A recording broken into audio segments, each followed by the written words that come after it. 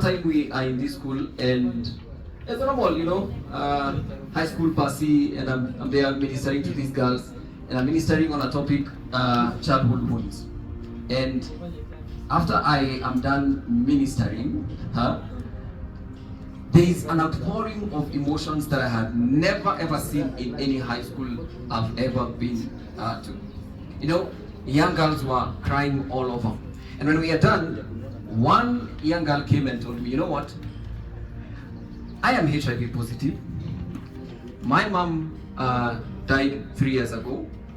My dad died last year, so I'm an orphan. I'm living with my uncle, and my uncle happens to be in his second marriage, living with a stepwife. So I'm living with my uncle and my step aunt.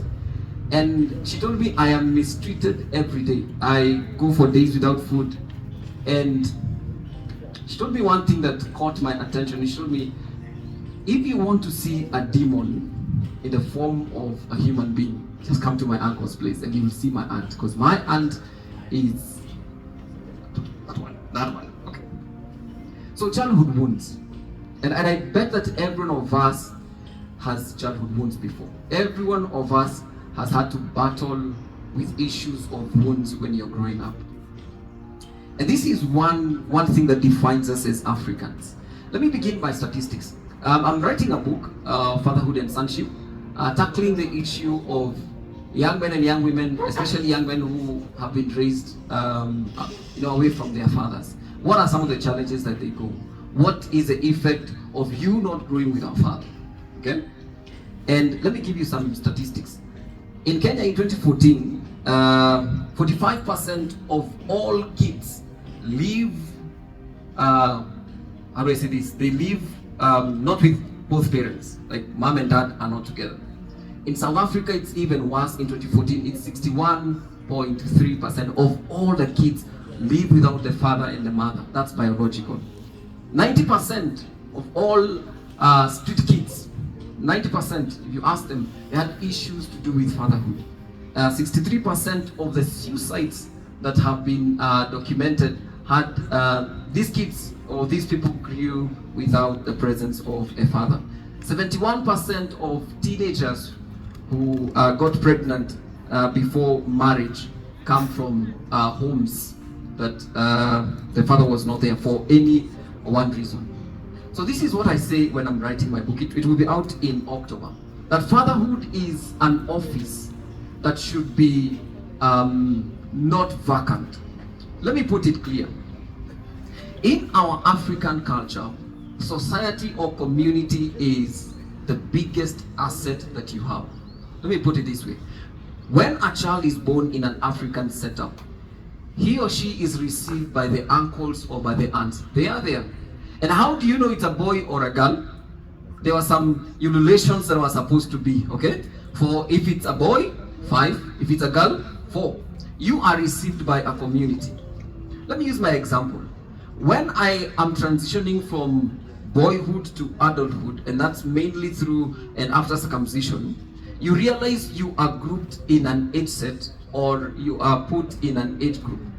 And in that age group, you are given someone to mentor you and take you through your journey. Someone younger than your father but older than you. Someone you can connect to emotionally. Someone who is able to see things from your angle. That's community. When you get married, you're given someone to take you through the whole concept of marriage. And this is community. Our greatest asset as an African child is community. And you realize when childhood wounds are not healed, there will always be a separation between you and a certain part of your community. Now, how do we heal from these generational wounds? You must be connected to a society. You must be connected to a family. And I know we are in this gender where we are like, the concept of fear that gender, fear that one, because kuna vitu nimepitizwa na kidogo roho yangu haiwezi stahimili. And we are living in this generation where as long as I have my phone, I have my internet, yo guys, just get out of my house, I can spend a whole day. So community is the biggest asset to an African child. Number two is the strength of your story. I don't deny the fact that some of us went through hurting seasons in life. We were molested, we were raped. We went all through these stories that we feel like they have disadvantaged us in life. What if that is your greatest asset and that is your story? When I was doing communication in St. Paul's, one of our lecturers who was taking us through videography and storytelling brought us a lady who was from the States. And this is what she told us. Africans, we've got to learn to tell our story the way it is. The reason why we are not craving for summer bodies is because we have summer all through the year. At least tukitoa July and August, we have summer all through the year. And that's our story. Your story is your story and should be told the way it is. Not trying to become like someone else in the States.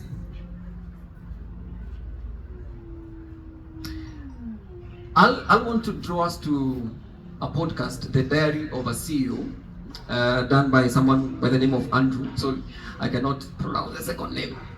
And he's doing an interview of one of the CEOs who is a former CIA handler, working with the CIA. And this guy had a crazy childhood. The mother was from a different race, the father was from a different race from the United States, and now he's raised in a society where there is racial discrimination, and his childhood is so messed up. Why? Because he loses his father the father is shot from, the whole thing about guns, and now he's raised in by what you call a stepfather who is kind of cruel to him. Now he says how he got him to join CIA is that he got a pop-up and he joined CIA, and after joining CIA, he wanted to know, why was I handpicked for this whole position? And this is what they told him.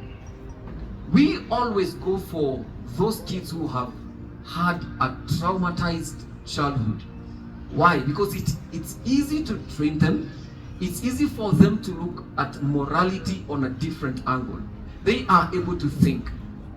What if your story as an African child, with the wounds, with the hurtings, with the trauma, is what is meant to make you to become that big asset?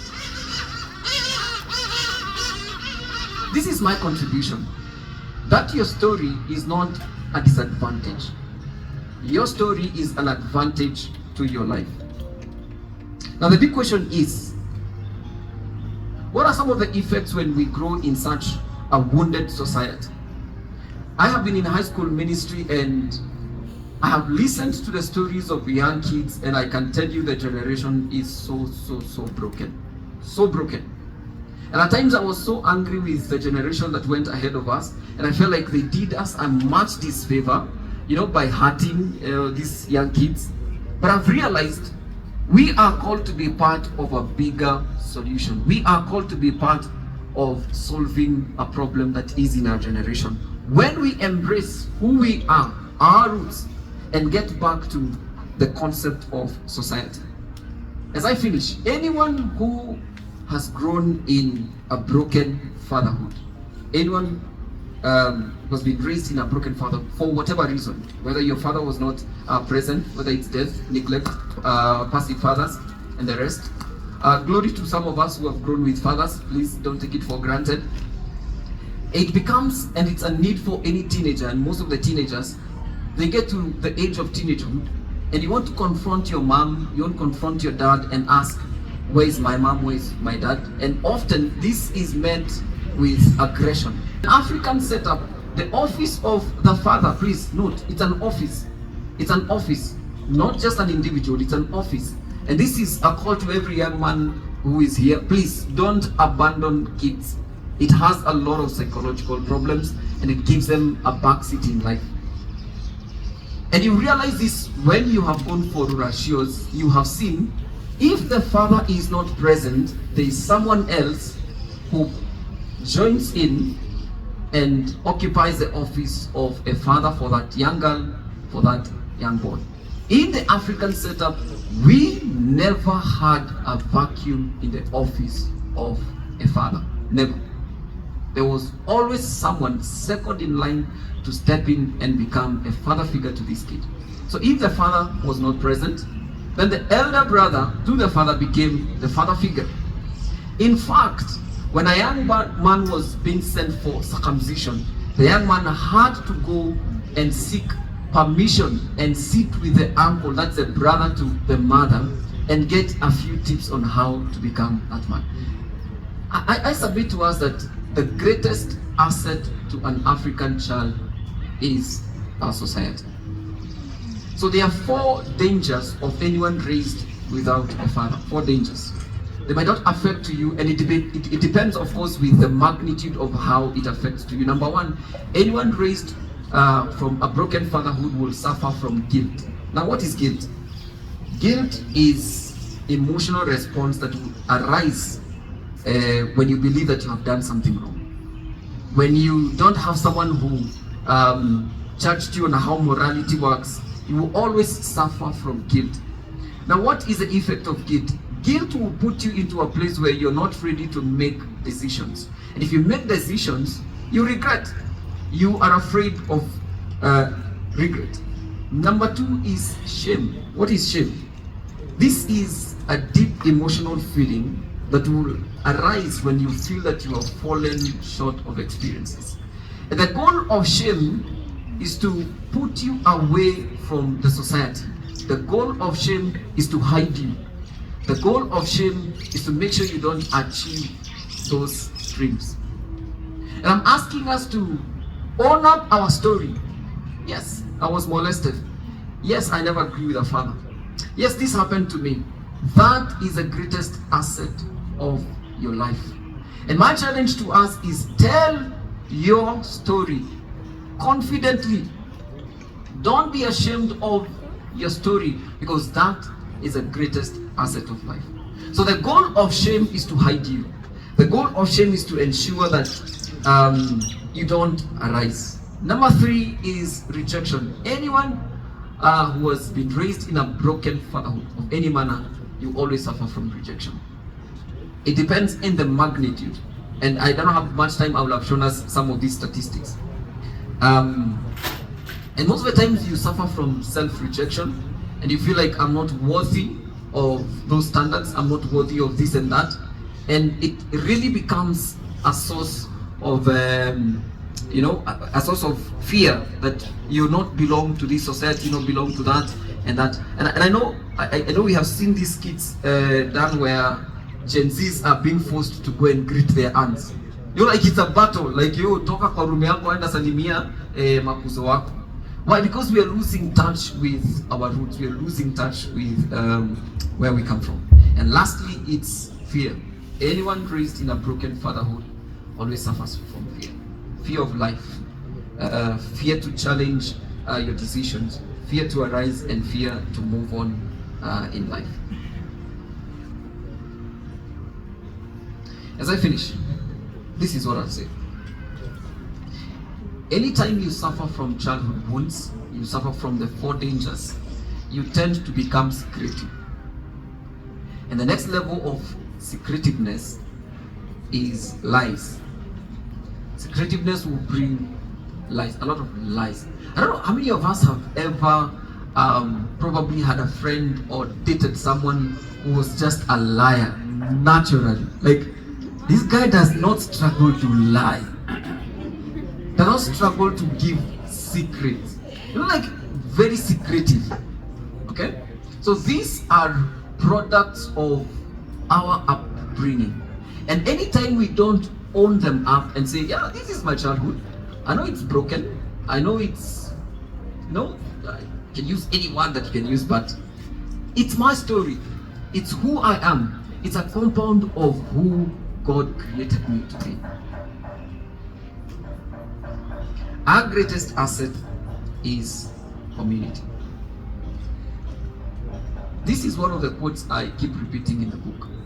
That wounded sons, wounded daughters become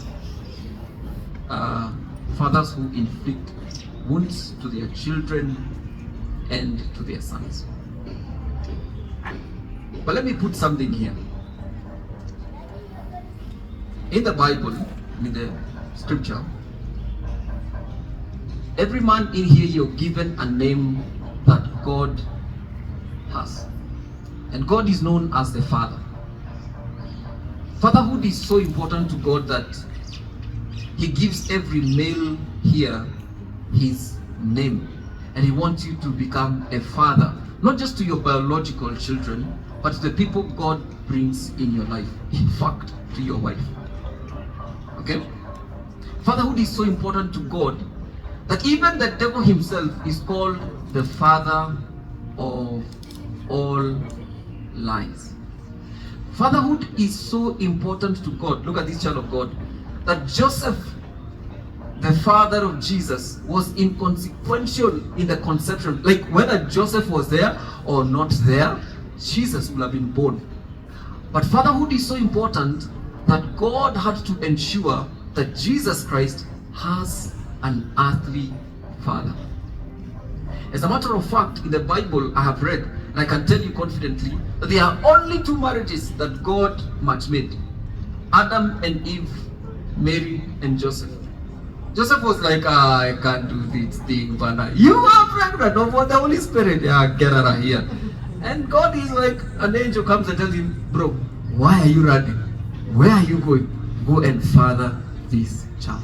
I want to submit to us, children of God, that fatherhood is so important to God.